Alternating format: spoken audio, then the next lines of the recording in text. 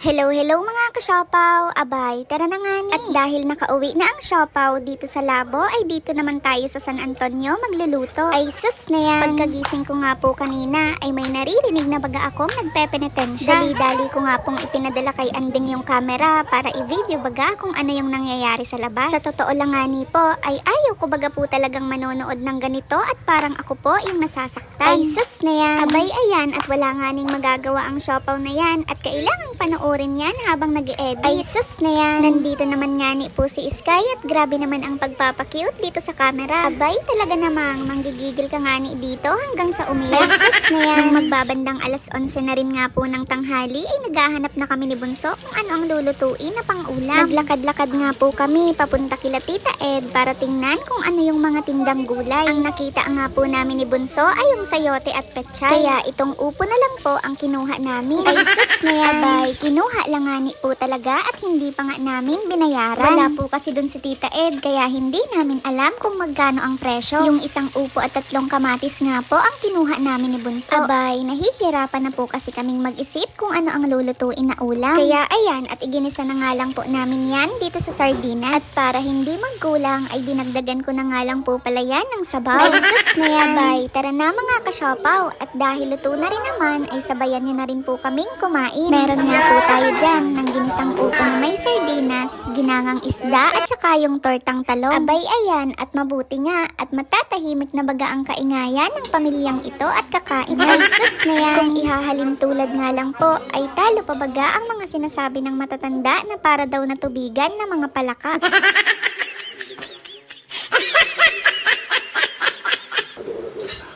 Ma, dito. Yan na yan si Jillian, no? Ay, tara na! Bye! Dito.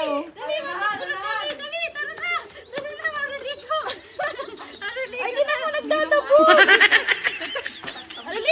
Nung bandang alas 3 naman nga ng hapon mga ka-siopaw ay nagluto naman kami ng bihon. Para na rin nga daw ito sa late celebration ng graduation ni Gian. Ay sus na yan!